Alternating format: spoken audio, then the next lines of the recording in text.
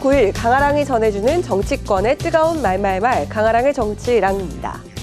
오늘 첫 번째 주제는 호남 구애 작전입니다.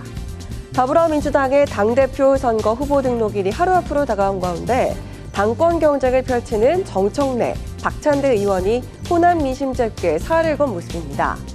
일찌감치 당권 도전을 선언한 정청래 의원은 호남 지역을 연일 찾는가 하면 박찬대 의원은 호남 일주일 살기 프로젝트를 내걸면서 호남 공략을 펼치고 있습니다. 두 후보 모두 내란 종식의 목소리를 높이면서 자신이 이재명 정부 첫 집권 여당 대표의 적임자라면서 한 표를 호소했습니다.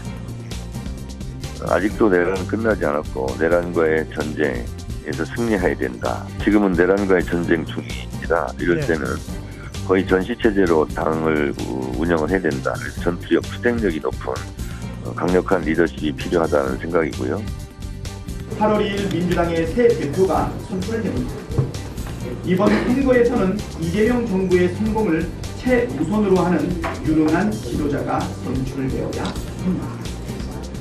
제가 그 역할을 해내겠습니다. 내년 지방선거 압승을 통해 정권 재창출 기반을 구축하겠습니다. 또 맞춤형 공약도 내놨습니다.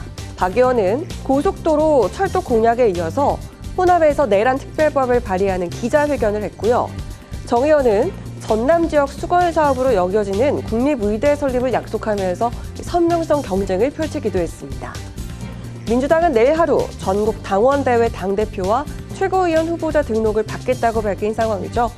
당대표와 최고위원에 도전하는 후보자가 3명 이상일 경우엔 예비 경선을 치르겠다는 설명도 덧붙였습니다. 정청래 의원과 박찬대 의원의 맞대결이 점쳐지는 가운데 일각에선 제3후보설도 나오는 상황이죠. 하지만 출마 가능성이 거론된 한준호 의원은 당대표에 출마하지 않을 것이라면서 직접 부인한 상태입니다. 호남 지역의 권리당원은 민주당 전체의 35%를 차지하고 있는 만큼 호남에서 승기를 잡아야 경선에서도 승리할 수 있다는 공식이 이어지고 있습니다.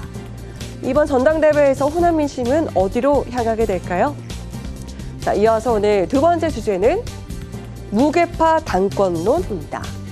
국민의힘 전당대회도 한 달여 앞으로 다가온 가운데 당 안팎에선 무게파 리더십이 떠오르고 있습니다.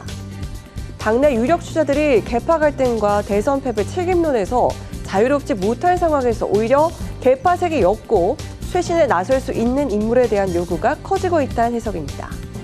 때문일까요? 출사표를 던진 후보자들은 윤 전 대통령과의 거리 두기를 강조하면서 새로운 당대표는 인적 쇄신도 단행할 수 있어야 한다는 목소리를 내놨습니다.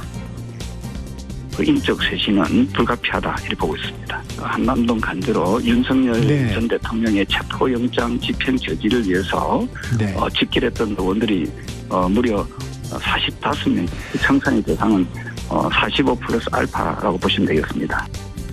혁신을 바란다면 전혀 새로운 얼굴로 완전히 판가리를 할 수 있는 그런 전당대회를 만들어야 된다. 규율을 철저하게 잡아야 돼요. 그리고 잘못하면 바로 출당도 시켜야 되고. 현재까지 안철수, 조경태 의원을 비롯해 4명이 출마 의사를 밝힌 상황이죠. 김문수 전 고용노동부 장관과 한동훈 전 대표, 나경원 의원의 출마 가능성도 거론되면서 대선 경선 리턴 매치도 배제할 수 없는 분위기입니다. 한동훈도 나오고 김문수 장관도 나와라 이렇게 쓰셨죠? 예, 다 나와서 이제 혁신을 이제 경쟁을 해야지 우리 당이 정말로 누가 돼도 혁신이 될 수 있겠구나 이렇게 믿을 겁니다. 제가 만약에 당선이 된다면 당연히 제가 한 안을 가지고 혁신을 할 것이고 제가 되지 않더라도 서로 안들을 내고 서로 경쟁을 해서 당원의 선택을 받자. 이런 가운데 선거관리위원장에 임명된 황우여 전 비상대책위원장은 집단 지도체제로 전환해야 할 시점이라고 밝혔죠. 단일 지도체제는 현재 국민의힘 체급에 맞지 않다는 건데요. 조만간 일정을 확정지을 것으로 보이는 국민의힘 전당대회. 계파 청산과 함께 혁신까지 이뤄내야 하는 국민의힘 차기 당대표 자리를 두고 당내 경쟁이 치열해지고 있습니다. 지금까지 강하랑의 정치랑이었습니다.